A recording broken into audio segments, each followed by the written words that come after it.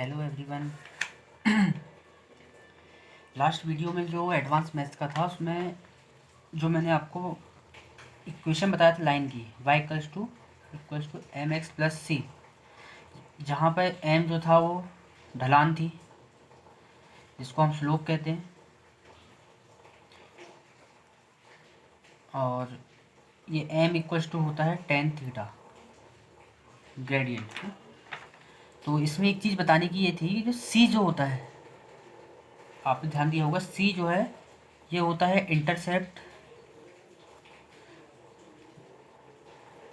Intercept on Y axis. अब intercept क्या होता है, मान लीजिए ये है एक्स एक्सिस, ये एक्स एक्सिस है, ये वाई एक्सिस है, ये वाली। तो ये एक लाइन है ऐसी, तो इसकी इक्वेशन है y=mx+c, जहाँ पे m ग्रेडियंट है, ढलान स्लोप, और इंटरसेप्ट c मतलब ये हो गया c।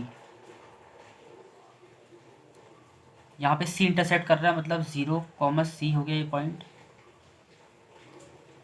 तो c जो है इंटरसेप्ट ऑन y एक्सिस है, किसके लिए, y=mx+c के लिए, ये इक्वेशन होती है। तो इंटरसेप्ट सिर्फ y एक्सिस का है इस इक्वेशन में, जिसकी वैल्यू है c। अब मैं आपको इसके एक तो क्वेश्चन बताता हूँ। यहाँ पे मान लीजिए मैं एक लाइन लेता हूँ, ax-4y=-6।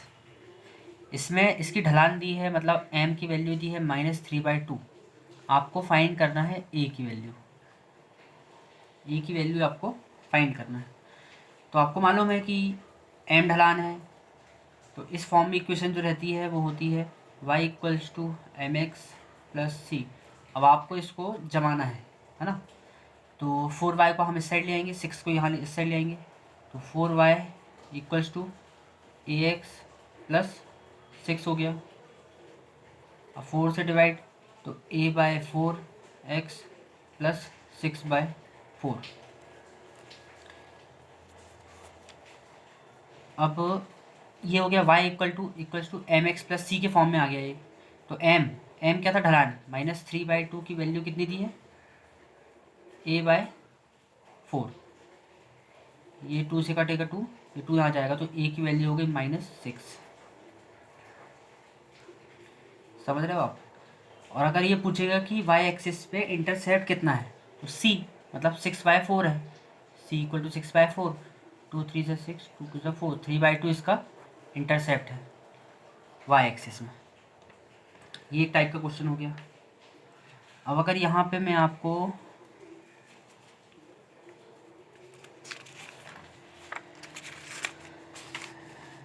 अगर यहाँ पे दे दूँ, मान लीजिए आपकी ढलान दी है m=-1/3 है, और इंटरसेप्ट दिया है y एक्सिस पे 6। तो आपको निकालना है कि लाइन की इक्वेशन क्या है। तो आपको मालूम है लाइन क्या है, y=mx+c है, तो y का रहने देंगे हम, m की वैल्यू -1/3x+6, ये आपका आंसर है। अब कई बार क्या होता है, ऑप्शन में ये नहीं मिलेगा, तो आपको थोड़ा सा जमाना पड़ेगा, ठीक है। इसका हम एलसीएम लेंगे, 3 का यहाँ पे ट्रांसफर हो जाएगा, तो 3y=-x प्लस 6 3 से 18 हो गया। तो इक्वेशन ऑफ लाइन क्या हो जाएगी, 3y + x = 18, ये इक्वेशन ऑफ लाइन हो गई। ये ऑप्शन पे बेस्ड है कि ऑप्शन किस टाइप से दे रहा है, या तो वो इस टाइप से देगा या फिर इस टाइप से देगा, ठीक है। आप, आई होप कि आपको ये समझ में आया होगा। उतना ज़्यादा कुछ हार्ड नहीं है वैसे, इसमें प्रैक्टिस के ऊपर बेस्ड है पूरे। अब मैं जो अगले इसकी टॉपिक की बात करता हूँ, मिड पॉइंट। ये इजी क्वेश्चन है, ये आता है। तो मिड पॉइंट, मान लीजिए ए पॉइंट है, ये एक लाइन है, बी पॉइंट है, इसका है x1 y1, इसके जो कोऑर्डिनेट्स हैं, इसका x2 y2। क्वेश्चन आता है कि ये लाइन है, कोऑर्डिनेट देगा आपको, इसका मिड पॉइंट आपको निकालना है, ओ डी या जो भी वो बोले। तो मिड पॉइंट के जो फॉर्मूला है, कैसे निकालते हैं, तो x1 plus x2 upon 2 comma y1 plus y2 upon 2, ये होता है मिड पॉइंट के जो निर्देशांक है कोऑर्डिनेट, इसका फार्मूला। एग्जांपल, ए पॉइंट है 3 कॉमा -5, ये बी कॉमा है, बी पॉइंट है -7 कॉमा 3। आपको इसके मिड पॉइंट के निर्देशांक बताना है। तो ये हो जाएगा 3 - 7 अपॉन 2 कॉमा -5 प्लस 3 अपॉन 2, ये ब्रैकेट 3 - 7 -4 -4/2 -2, ये -2/2 -1, ये होगा इसका आंसर। ये कोई बहुत प्रॉब्लम वाली बात नहीं है। अब अगली बात करते हैं हम केंद्रक के निर्देशांक। जैसे अभी हमने मिड पॉइंट के देखे थे, वैसे ही केंद्रक का पूछता है वो। अब केंद्रक क्या होता है, एक ट्राइंगल है, ट्राइंगल के जो साइड्स है उसका जो मिड पॉइंट है, इसको हम सामने वाली वर्टेक्स से मिलाएंगे। तो जिस पॉइंट पे तीनों लाइंस मिलती है, इसको हम कहते हैं इसका केंद्रक, मीन्स सेंट्रॉइड।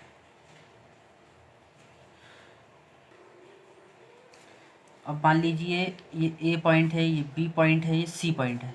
इसका x1 y1, इसके निर्देशांक x2 y2, इसके x3 y3। तो आपको पूछेगा केंद्रक के निर्देशांक बताइए, तो उसका जो फॉर्मूला है x1 plus x2 plus x3 y3 comma y1 plus y2 plus y3 y3, ये होता है केंद्रक के निर्देशांक।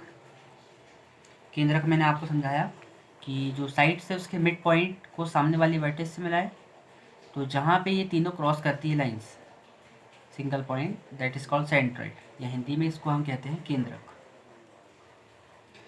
ये भी इसका क्वेश्चन भी आप बना सकते हैं। जो कोई भी पॉइंट ले लीजिए, x की वैल्यू को ऐड करके अपॉन 3 करना है, और y की वैल्यू उसको ऐड करके बाय 3 करना है।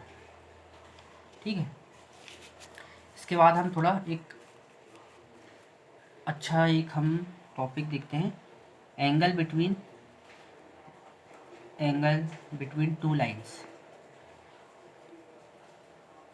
अभी हमने सिंगल लाइन का देखा था कि वो एक्सिस से क्या एंगल बना रही थी। जो हमने m देखा था, m की value mean slope, m equals to tan theta होता है, तो वहाँ से थीटा वैल्यू निकल जाती है। मान लीजिए आपको क्वेश्चंस वो दे देगा, एक m1 दे देगा, मान लीजिए 1 दे दिया, और m2 दे देगा √3। तो अब वो बोलेगा ये दो लाइन से इसकी स्लोप दिया है, दोनों लाइंस का, तो आपको बताना है कि उसके बीच में एंगल क्या है, दोनों लाइंस के बीच में। तो उसका फॉर्मूला होता है tan theta equals to m2 minus m1 upon 1 plus m1 m2। अब ये जो लाइन सी, इसका मतलब क्या है, यहाँ पे जो भी नेगेटिव वैल्यू होती है वो पॉजिटिव हो जाती है। मतलब -2 आया तो वो इसके कारण क्या होगा, 2 हो जाएगा वो। समझ रहे हो आप। अब इस जो क्वेश्चन है हम इसको सॉल्व करते हैं। tan थीटा m2 मतलब √3 minus 1 upon 1 plus m1 m2 मतलब 1 इंटू √3। अब इसको ऐसे लिख सकते हैं, √3 माइनस 1 अपॉन √3 प्लस 1। ठीक है।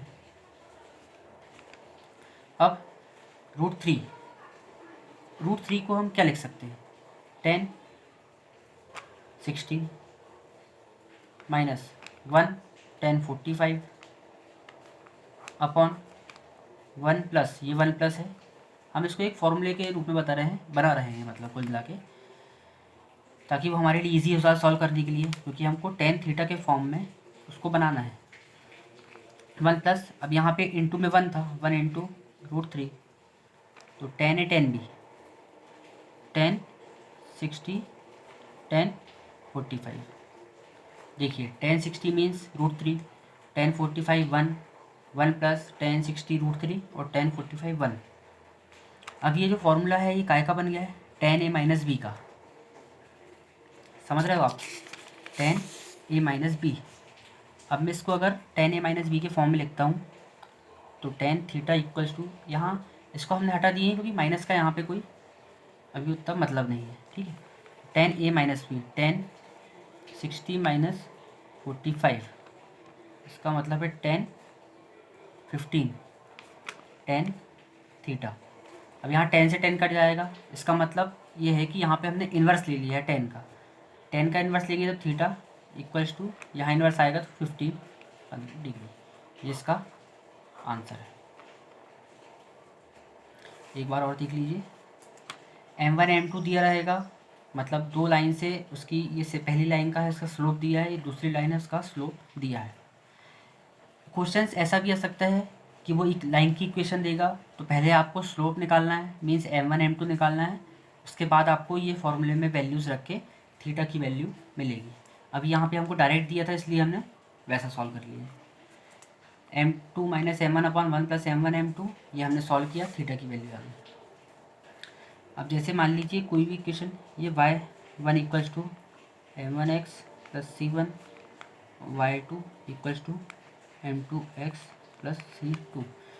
आपको जो भी इक्वेशन दी रहेगी, दो इक्वेशन, उसको आपको इस फॉर्म में लाना है, ये फर्स्ट इक्वेशन है, सेकंड, यहाँ से m1 m2 आपकी वैल्यू निकलेगी, फिर उसको आप इस फॉर्मूले में रखिएगा तो आपको थीटा मिल जाएगा, means angle between two lines.